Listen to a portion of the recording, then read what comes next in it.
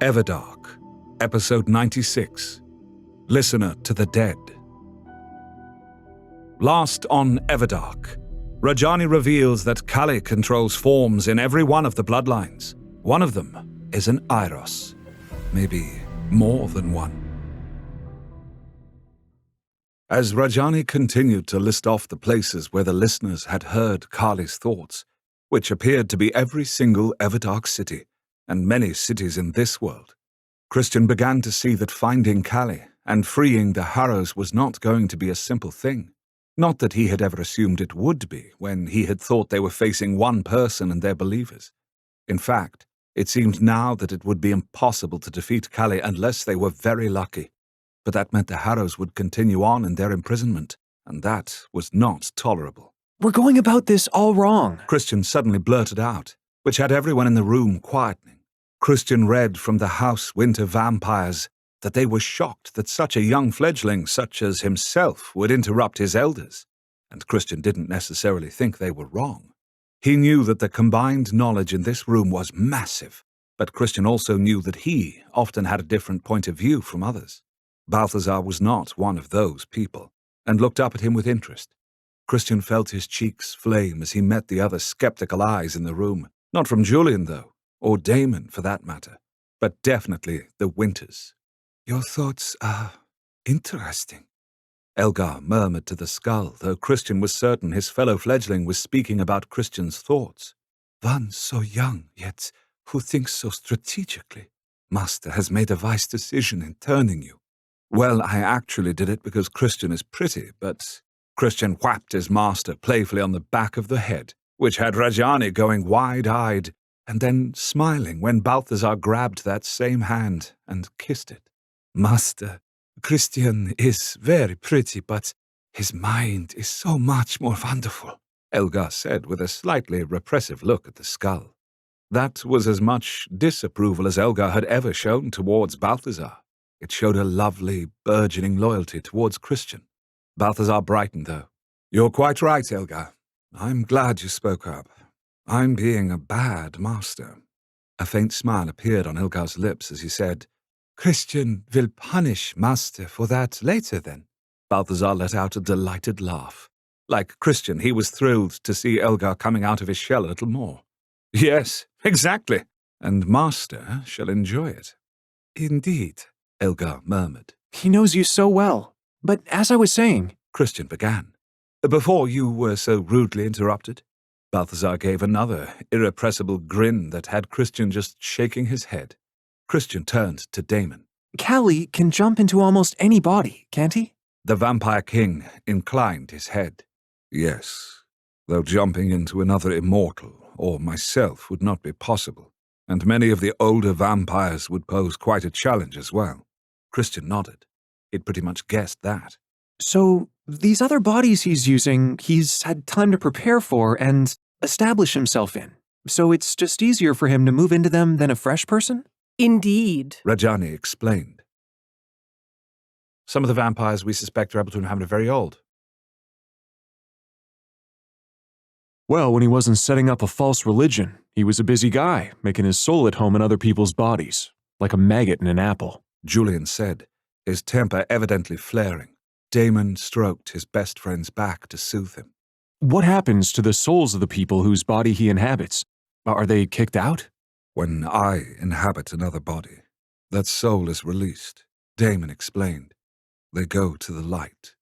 Sia shifted in her seat thoughtfully. But Kali was working on something different, a way that he could seed his soul in different bodies, and then take them over in such a gradual way that person thought that whatever Kali wished to do, they wished it too. Sia tapped her chin. I do not know if Kali was ever fully successful with this. "The listeners sometimes thought that they heard Kali in two places at once. Perhaps he succeeded," Rajani suggested. "So then, we would be giving second deaths to innocent vampires just to stop him from having a convenient place to hide?" Julian shook his head. "This gets better and better." "Kali does not make things easy, that is for sure." Balthazar agreed with a matching shake of his head. "But you were thinking something else, Christian?" Christian nodded. Our conversation now puts into stark contrast the folly of going after Callie's bodies as the most efficient way to find and free the Harrows. Even if we were to track Callie down, he would simply flee to another body. As for the Harrows, we just assumed he was keeping the gems containing their souls in lasting because we thought that was his only stronghold. But in actuality, that is actually the last place he would keep them. Because he thinks we believe him to have only one body. Of course, Balthazar cried. The jig is up as to his Artemis Lucius body as far as we're concerned. He'll just use that body as a martyr-like figure to the believers. But he'll surely have kept Julian's parents somewhere else. Fiona grimaced. So we really don't know where the stones are at all, do we? I truly thought I could teleport in and... She shook her head and frowned deeply. Thank you for wanting to do that, Fiona, Julian told her. I appreciate it so much that you would take on that kind of risk for them and me. Fiona smiled at him. You do not need to thank me. I served the Order faithfully for so long. I have some making up to do. You're not alone in this, Fiona. Arceus rumbled. I sent many to the Order. She patted his arm. You were what was best about it, Arceus. If your ideals were the greater Order's ideals, then I think things would look quite differently in the vampire world. Arceus actually blushed, though his beard hid most of it. I thank you for your kind words. So, the moment that you crack open Lasting's doors, Damon, Callie will just leave the Artemis Lucius form, won't he? Julian asked. Even if we have a ton of Iros looking for his mind, including the listeners, and we have Fiona ready to teleport you to wherever he goes next, he'll just keep moving. How will this ever work? Damon petted Julian's back once more. There are ways of containing him. I can do it. I know. Julian put his face in his hands. But I keep thinking about how quick and easy it would be for Callie to crush the gems with my parents' souls, and how hard it'll be for us to even get to the city he's in. Damon's expression was grim. Christian was sure, if the Vampire King were at full power, that this wouldn't be the issue it was. But he wasn't at full power, and that was likely going to take time. Time that Julian's parents might not have. But, and if I could be so forward, our current concerns are really in getting Julian's parents back, right? That's the only reason for our haste, correct? Christian asked. Dealing with Callie can come at any time. From what I can see, people are flocking to you, Damon. Those that aren't, well, we don't really need them anyway. Julian's hands lowered, and his face flashed with expressions of hope and love for a moment at the thought of his parents being the focus. Christian ached to see that hope there. Julian had mourned them for so long. Surely, though, King Damon wishes to eliminate Callie as a threat as well. Rajani's forehead furrowed. She hadn't yet truly seen what Damon could do. Balthazar gave out a sharp laugh. Callie's not a threat, is he, Damon? Callie is an annoyance. I would not bother chasing him around the Everdark, for as Christian so adroitly pointed out, he would likely slip away many times. He will be captured and punished. But I am concerned with the amount of time that will take. For once. Damon gave a mirthless smile. Time to him did not have at all the same meaning. Christian nodded. So we shouldn't be going to where the listeners believe Callie's bodies are. Instead, we need to listen for the Harrow's thoughts. Rajani lowered her head. I wish that were possible, but none of our listeners can hear the dead. But I can. Christian straightened up. I'm a speaker to the dead, and I'm betting that there's a way I can find the Harrows. Rajani looked at him with evident interest. We heard rumors of this, but... so it is true. Christian nodded and slipped his hand into his pocket where the gem containing the recalcitrant spirit of David still resided. Balthazar, I think we need to go see Caemorn again. Have you wanted to support us but have no money? There is a very important way you can help us out. If you know one person who would truly enjoy this story, send them to the first episode. Since gay romantic audio stories are not exactly mainstream content, it's hard for people to find us in a world where Mr. Beast challenges and true crime podcasts reign over us all. But by recommending us, you can help the story get discovered and help someone in your life find what might be their next fiction addiction. I'll post a link to episode 1 in the notes. Balthazar was already massaging his temples as if he had a headache coming on. Yes, I thought you were going to say that. Surely you can work with another Callie vampire. Fiona cried. Caemorn won't help unless there is something in this for him, and when he realizes why you need to know how to do this, he'll ask for something equal in kind. It was Seer who spoke next, which made Christian's conscience feel better as she, above them all, had suffered under Caemorn. Oh, yes, he most certainly will. But he's a useful creature, and he knows the most about speakers other than Carly himself. Despite the fact that speakers only come from the Eros bloodline, I do believe he hoped he could develop the ability himself one day. He's a very romantic fellow, surprisingly, Balthazar said with a purse of his lips. Romantic? Fiona's eyebrows rose. Yeah, I know. It's shocking. But he had loads of ridiculous ideas that he hides behind his sociopathy. Balthazar gave her a wry smile. She nodded slowly. It is hard for me to believe. He was so ruthless, and he seemed so practical. Where are you keeping him now? Rajani asked. In Solace, Balthazar answered. If I may be so bold as to suggest that you bring him to House Winter's property on the High Street? Rajani said. That way you can have the capabilities of the listeners and whatever help Caemorn can give Christian. Seer suddenly gave a laugh. I don't need to see or read minds to know there is a sour look on your face, Eros. And in fact, there was. Balthazar looked like he had bitten into a rotted lemon. I wanted him to stew there a bit longer. He already knows he has things we need. If not for Julian's parents, I would be content to leave him there for a century or two. Use him, Seer suggested. Revenge always seems like a very good idea, until you realize that it gets in the way of everything good. You've forgiven him, Seer? Damon asked the immortal. Forgive is perhaps a little strong of a term to use. Seer fluttered one hand against the center of her chest. But I think Caemorn would have had no real desire to imprison me but for Carly.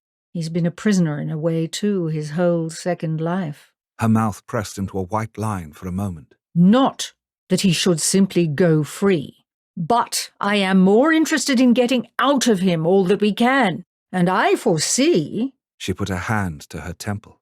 Unfortunately, I foresee that Caemorn Losus still has quite a big role to play coming up. Then I will go retrieve him and bring him to House Winter. Fiona, will you be willing to teleport me there? Balthazar asked. Actually, Christian piped in. I think it would be best if I went alone to see Caemorn. Silence fell in the room again. A look of panic flashed over Balthazar's face before he quickly smoothed it into a bland expression before saying, Christian, I think that you going alone to visit Caemorn will lessen any benefit he will ask from us for teaching me. Christian interrupted. I think Caemorn actually wants to teach me. Because he'll get to see what a speaker to the dead can really do. Julian agreed, his head nodding along. Exactly. Caemorn is many things, but I get the genuine impression that he's a real scholar. Christian explained. When Balthazar opened his mouth to object, Christian quickly added. I'm not saying that he won't try to pull one over on me or something. He will, of course he will. But the initial price for his help will be less. He'll want you to do something foolish for him. Balthazar objected and tightened his hold on Christian's hand. Again, yes, but I'm just talking about this initial meeting. I won't agree to anything until I speak with you. Christian said. But I have to establish some sort of relationship with him if he's going to teach me. Relationship? Balthazar's head thumped back against his chair. When you put it like that, it's even worse. You know that, don't you? I'll go with Christian. Julian stepped forward, but Christian shook his head. You know that I want you by my side in all things, Julian, but it can't be you. He'll ask for something from Damon if you're there, so we can't have that. Julian's head lowered. Damon squeezed the back of Julian's neck. I need you with me, my fledgling, in any case, Damon told him. Then I will go, Elgar stated to the skull. No, you need to keep feeding, Elgar, and to rest. I really must do this on my own. Well, with Fiona's help, Christian said to the Wyvern vampire. I am happy to take you to Solus, Christian, but instead of just thinking of me as a ride, She smiled, clearly not offended by this. I can also help you with Caemorn. While I know little about his romantic side, I know his ruthless one. I think that would be wise, Christian, to have Fiona with you. Arceus said with a nod of his head. All right then, it's settled. Christian went to move around the desk to Fiona, but Balthazar caught his arm. "Don't agree to anything until you speak with me." There was no joking in Balthazar's gaze. He was utterly serious now. I won't. I promise. Christian assured him. "And Fiona?" Balthazar was speaking to her, but still looking at Christian. "Please be very careful with Christian, won't you? I'm entrusting you with him. I don't do that lightly." Nothing will happen to Christian while I'm there. Fiona answered with surprising somberness. Christian would have expected a barbed response, as Balthazar was being a little sharp with her, but she treated his request as one of great import. Shall I teleport them both to House Winter? Balthazar nodded. I am not certain if you can get past our defenses. Rajani stated. There is an alleyway beside our property. It is the Hotel Dumont. I know where it is. Fiona answered dryly. Everyone marvels at your having a luxury hotel for human guests on one of your top secret properties. Rajani's eyes sparkled. Well, we get a steady stream of humans to drink from, and from whose minds we can gather secrets. Only the very wealthy and powerful stay at the Hotel Dumont. And you have your listeners there? Balthazar's eyebrows drew together.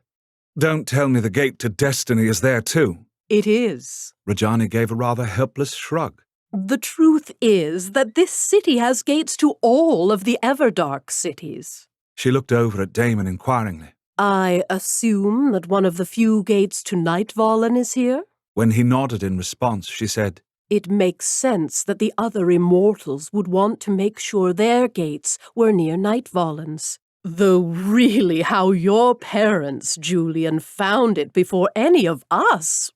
She let the sentence hang, looking at Julian with expectancy. I think it was meant to be found by them, Julian said. He had answered Rajani, but was looking at Seer with a small frown on his lips. Seer sat perfectly still in her chair. Was the death of Julian's parents necessary for Julian to wake Damon? It wasn't like Seer could have prevented their deaths. Even if she could, she had been locked away in solace. But Christian wondered if the thing that had marked his friend with scars that might never fade had been necessary for all of this to happen. Seer had made terrible sacrifices for this future, so it wasn't as if she had spared herself. What burdens she must bear, though. Knowing so much of what is to come, things that cannot be changed, things that shouldn't be, it must separate her just like Balthazar's abilities to hear every base thought we all have. Christian realized. Christian leaned down and kissed Balthazar's right temple, squeezed his hand, and only when his master reluctantly released him did he go over to Fiona. Everything will be all right, Christian said. Yet even as those words left his mouth, he wished he hadn't said them. Because considering all the craziness recently, there was no guarantee that something crazy wouldn't happen. In fact, it was more likely. Balthazar gave him a tight smile. Go, but come back swiftly. I will meet you at the Hotel Dumont. Christian nodded. Fiona laced the fingers of their nearest hands together, and the world slid sideways. Christian had that sickening lurch in his stomach when they landed in the dungeon of the Spire. Caemorn was seated in the center of the cell, sitting cross-legged, eyes shut, hands palm up on his knees. He was meditating. I see that you've gotten quite a bit better at teleporting. Or did you just hide the full extent of your abilities, Fiona? Caemorn asked dryly as his eyelids slowly opened. You never wanted me to teleport when I was in Solus. Fiona pointed out just as dryly. So how would you know what my abilities were or are? You were hiding your light under a bushel, to be sure. Caemorn gracefully rose to his feet and came to the front of the cell. But you're not here for small talk. What can I do for you, Christian? It had seemed such a good idea to come here when he was speaking of it in the cozy confines of Balthazar's office with Balthazar and Damon right there, not to mention the other powerful vampires that had been in attendance. Now it was just him and Fiona. Knowing that she could teleport them away had some value, but not as much as he'd hoped. Christian, though, stepped towards Caemorn so that they were directly facing one another. He was out of arm's reach, however. I want to be able to find certain spirits by listening for their thoughts, Christian told him. Caemorn's silver eyes fixed on his face and did not blink. But then a flash of amusement crossed his cold, aristocratic features. Ah, you want to locate the Harrows rather than locate Callie himself. You think he's secreted the gems somewhere he is not? Christian didn't answer. He was listening to Caemorn's mind to see if there was any awareness there that Callie had multiple forms. He felt nothing, but he was hardly an expert at this. Caemorn's brows came together. But that hardly makes sense. Callie needs them nearby so he can crush them if Damon gets too close. Can you teach him how to do this or not, Caemorn? Fiona asked sharply. What he intends to do with it hardly concerns you. Can it be done? Christian asked. It can, though I think it has only been done to actually speak to the dead. Normally a spirit can come to you, but in this case, I suppose there could be a way to locate those thoughts. Caemorn pursed his lips. Yes, I think it can be done. So, how do I do this? Christian already knew that Caemorn wouldn't simply tell him, but he wasn't prepared for what Caemorn did say. A chilly smile crossed Caemorn's lips. It's not so much the how as the where. Let me guess. You can only teach him this out of this cage. Fiona shook her head. The beads in her hair clicked. Yes, I know. It sounds like a very poorly disguised plot for me to escape. Caemorn's chilly smile thinned. But it's actually a fact. The only place that this could possibly work is at the Well of All Souls. There was a gasp from Fiona, which told Christian that this wasn't a good place. And where is that? Christian asked. Caemorn stretched an arm through the cage's bars, as if he were pointing directly at Christian, but then he said, That way. Far out into the Everdark, where only a few have gone, and even fewer have returned. Join us next time for episode 97, Dress Up.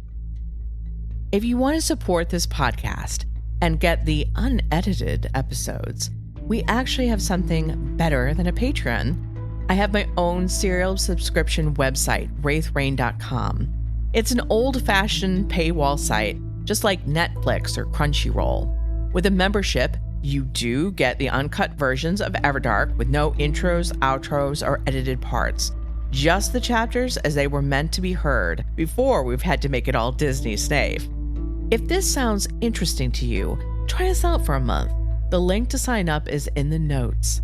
The most you'll pay is $9.95 a month, and you'll be directly supporting us, real people, not big corporations like Amazon or Netflix, not content created with AI. Wraith Rain is a small team of actual humans doing the best we can to transport you with romantic action and adventure stories. We really thank you for your support.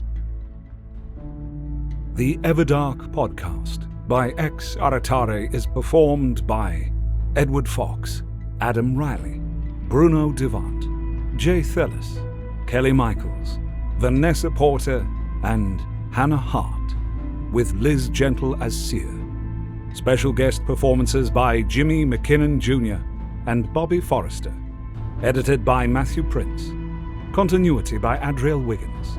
Everdark is produced by Wraith Rain Publishing in association with Her Grace Reed Studios. Copyright 2022 by Wraith Rain Publishing.